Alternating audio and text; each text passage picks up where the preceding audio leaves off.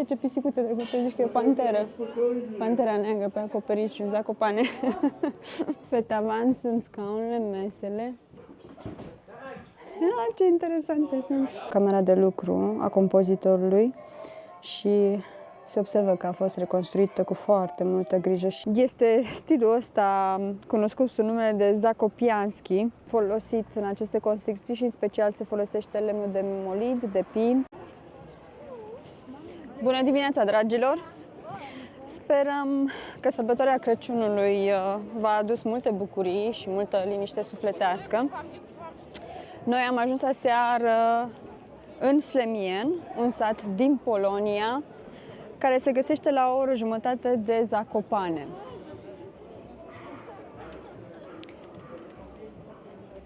Numită și capitala de iarnă a Poloniei, Zakopane atrage atât pasionații de sporturile de iarnă, cât și iubitorii de natură și de drumeții.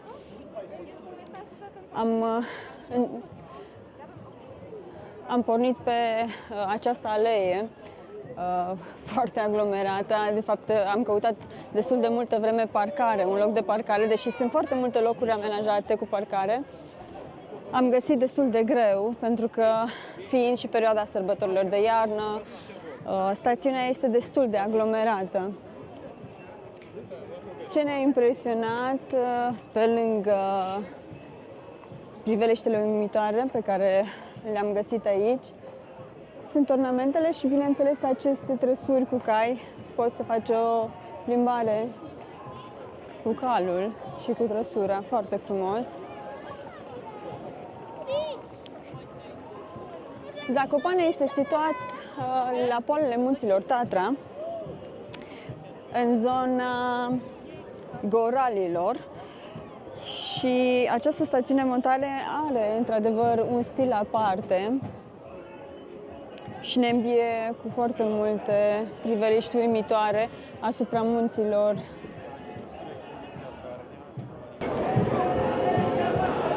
Dansator stradal sau cântărești stradal?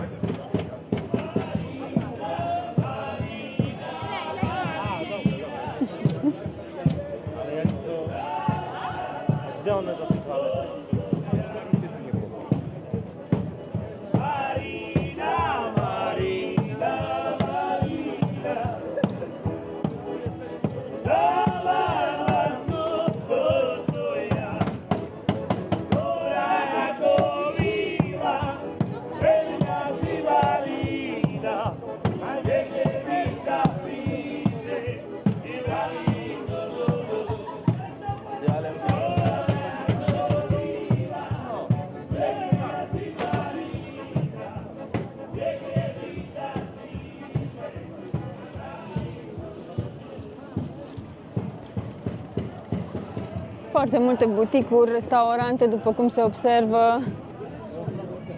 Încă nu ne-a făcut cu ochiul absolut nimic, însă cu siguranță în momentul în care o să ne facă cu ochiul ceva, o să vă arătăm.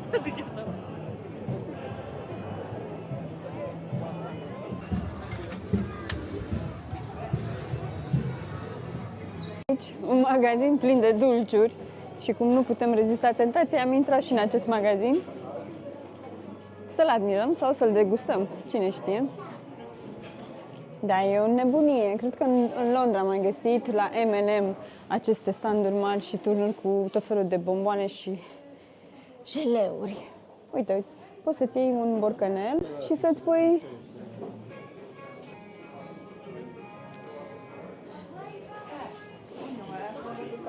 uite ce fain făcut. Știi ce sunt astea, nu?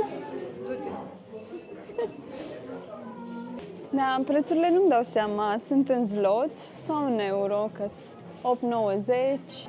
Da, aici sunt tot felul de magazine cu mărci. Hai, vă spuneam că, practic, noi ne-am început aventura în Zakopane, pe strada Kuprovki, care este un adevărat magnet pentru turiști, pentru că găsești o grămadă de opțiuni. Uite ce pisicuță drăguță, zici că e o panteră. Pantera neagră pe acoperiș și Zacopane. Spuneam de această stradă care este un magnet pentru turiști, pentru că avem atât magazine cu mărci consacrate, cât și tot felul de buticuri și unde poți degusta preparate, diferite preparate.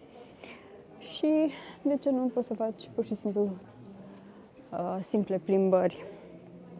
Atmosfera, după cum ați observat, este destul de vibrantă, iar peisajele te cuceresc încă de la intrare. Foarte frumos. Uite ce drăguț!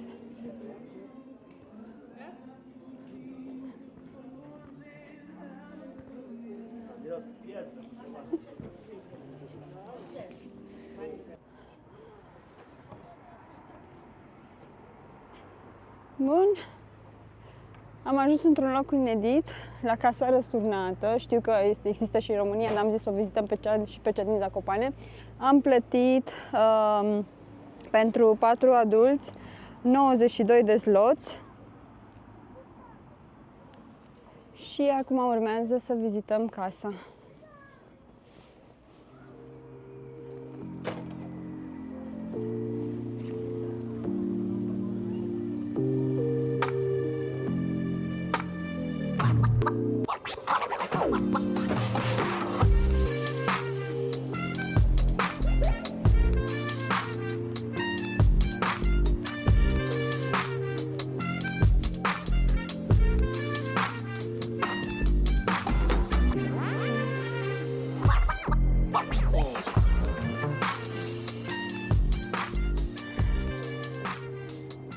Numită și Dom Dogori Nogami, practic se traduce casa cu susul în jos.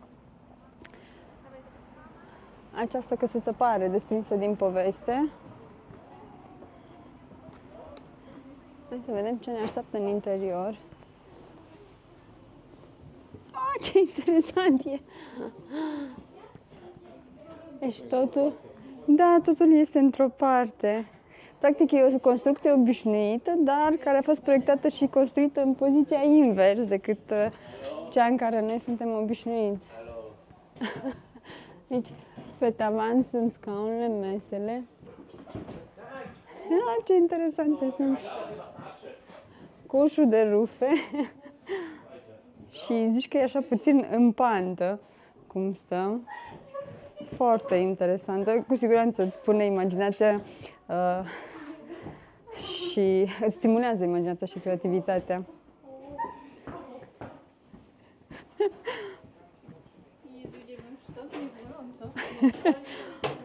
Stai să îi lăsăm pe ei să coboare și urcăm și noi.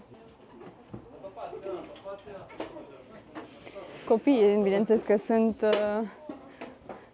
fascinați de această casă și adoră genul ăsta de atracție. Uite ce frumos au împodobit, inclusiv pentru Crăciun aici. Am amețit urcând scările. Aia este baia! Inclusiv papucii sunt lipiți de tavan.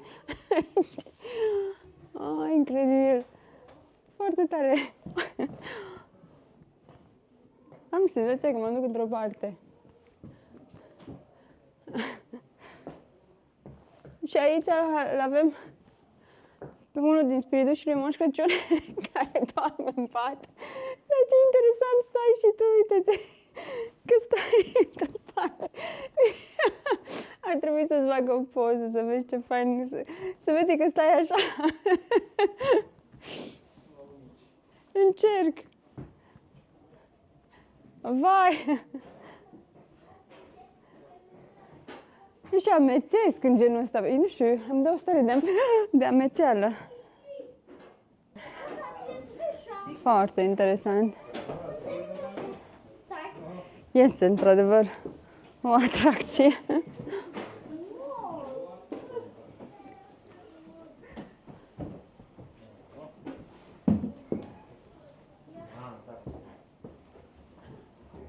Foarte tare.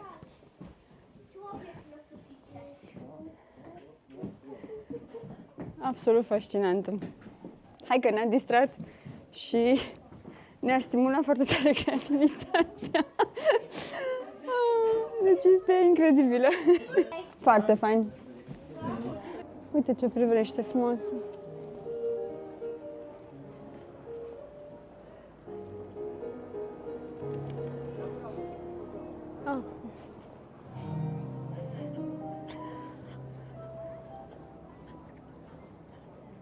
Nu știu dacă am apucat să vă menționez, dar strada cu Provki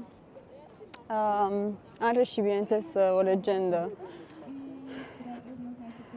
Practic, aici se zice că a fost îngrupat un bandit celebru numit cu Provki, după care a fost numită și strada. Și detaliile legate de viața lui cu Provki variază în funcție de sursă. Și anume, se spune că a fost un bandit celebru, isteț, care ajuta oamenii săraci și îi apăra pe cei slabi, practic un fel de Robin Hood. Iar o altă sursă spune că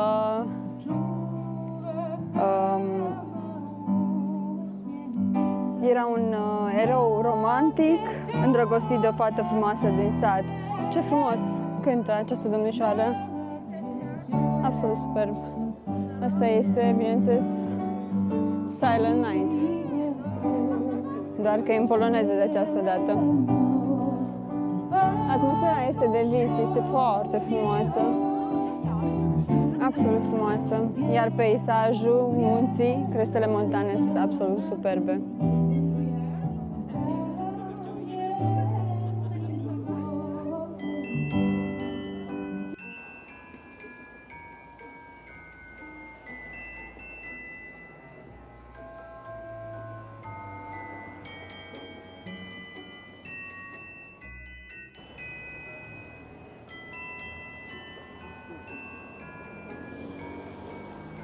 Am ajuns la Villa Atma, care este mai mult decât o simplă clădire istorică. Este un loc încărcat de istorie, artă și suflet, care a găzduit pe unul dintre cei mai mari compozitori polonezi, și nume Karol Szymanowski. Sper că bine am pronunțat numele. Astăzi Villa, practic, este un muzeu, un loc pentru iubitorii de artă clasică din întreaga lume. Vedem dacă o putem vizita și care este prețul de intrare. Foarte frumos se prezintă. Practic, ea a fost construită în secolul al XIX-lea și a fost inițial o pensiune tipică pentru Zakopane, iar numele de Atma provine din sanscrită și înseamnă, după cum bine știți, suflet. Iar în anii 30, vila a devenit reședința principală a lui Karol. Nu este închisă, că văd oameni, văd mișcare în interior, dar cred că nu toate camerele se pot vizita, după cum se observă. Cred că sunt câțiva paleți prin anumite camere. Hai să vedem care este prețul de intrare. Am luat biletele, practic am plătit 18 zloți de adult și o luăm frumos prin fiecare încăpere să vizităm casa.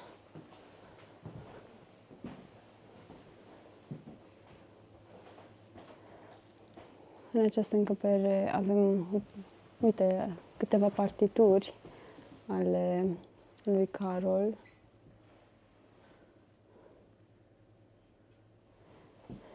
Portretele lui, pianul, ce frumos e pianul.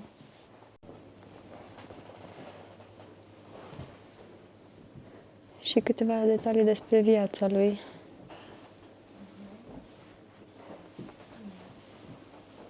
Noi suntem în 29.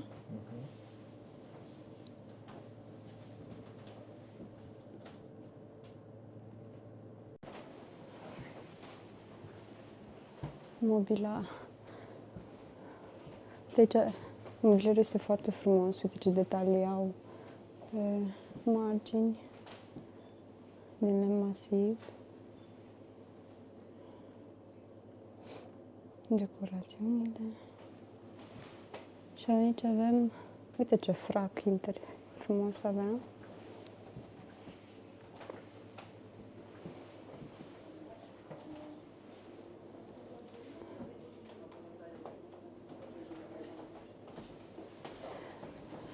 Este, într-adevăr, o atmosferă destul de liniștită în casă și foarte călduroasă.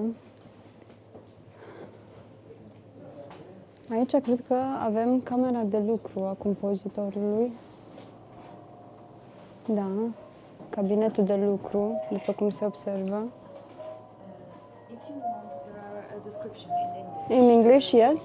Yes. For these two rooms, the study room. Okay. So these are all the photographs and the study room. Okay. And same thing in the For dining the... room. Yeah. Okay. Thank you very much.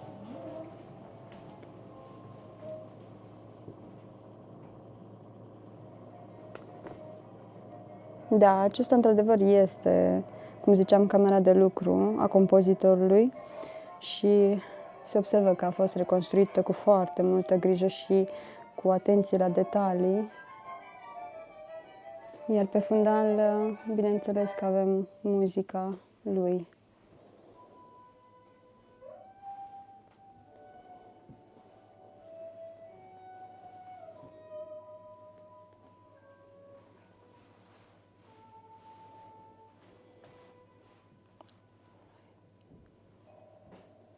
Biroul este din lemn masiv, avem aici inclusiv mașina de scris la care cel mai probabil scria scrisori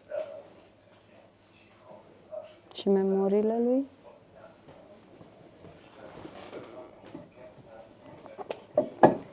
E atât de călduroasă camera, nu mai pot de cald.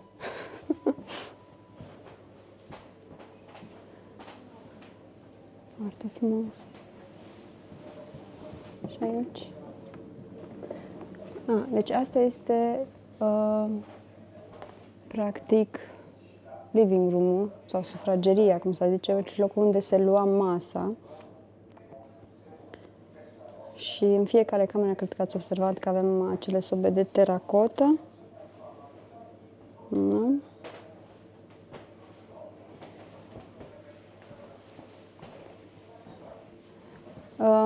Aici țineau țigările în această cutie pe care o vedeți în ghirlan.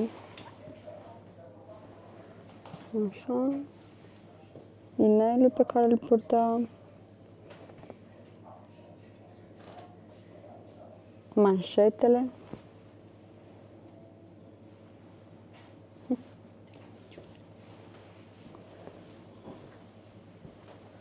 Da, ele ca la podul.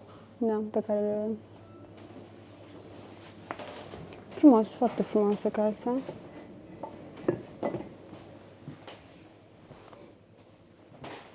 Și aici, cu siguranță, putem să ne punem căștile și cred că să ascultăm. Hai să vedem.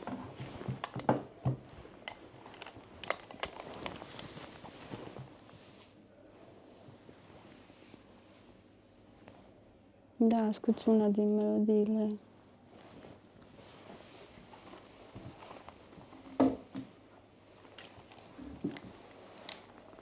Nu pot să vă redau. Cu siguranță nu o să văziți în microfon, dar e una din melodiile pe care el le-a compus. După cum ați văzut, într-adevăr, e foarte frumoasă și primitoare casa. Am avut onoarea să vedem pianul, camera de lucru a compozitorului și nu numai atât, haine, fotografii, cărți, toate obiectele care l-au ajutat pe compozitor în toată această perioadă și, bineînțeles, cumva ne-a ajutat și pe noi să ne apropiem mai mult de personalitatea lui Carol. Absolut superbă! Mulțumim de primirea caldă a casei. Doar primul, da, de menționat, doar primul etaj am reușit să vizităm, partea de jos, practic. La etaj nu am urcat, nu ne lasă să urcăm. Superb! absolut superb. Haideți să ne continuăm drumul, să vedem unde ne duce. Până acum pot să zic că am rămas foarte, foarte impresionați, dar e frumos.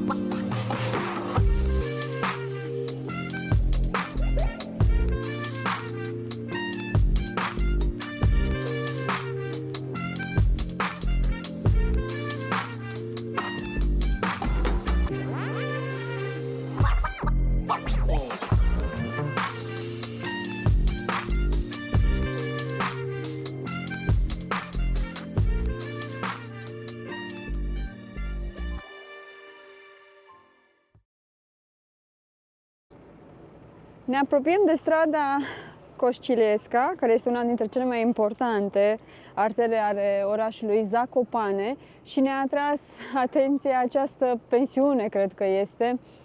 Este absolut superbă. Practic,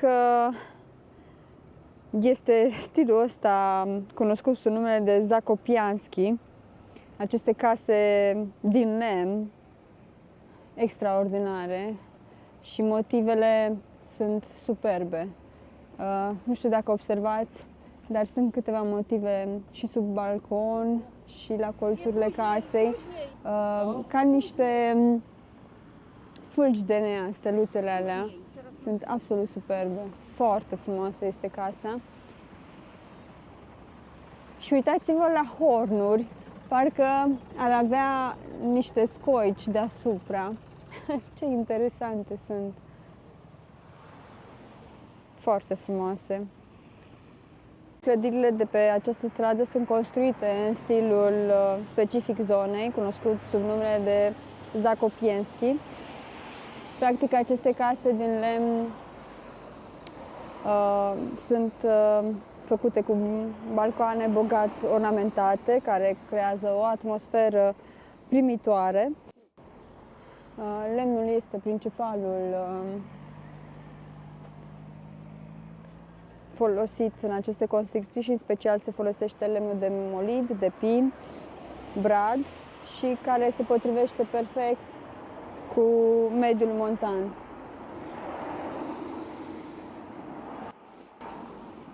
Acoperișurile sunt în general înclinate, cu pante mari, pentru a rezista la cantitățile mari de zăpadă. Ele sunt adesea acoperite cu șindrilă din lemn, ceea ce conferă clădirilor un aspect rustic și tradițional. Și balconurile sunt ornamentate cu modele florale, rustice sau cu efectiv decorate cu sculpturi în lemn reprezentând animale sau scene din viața de la munte.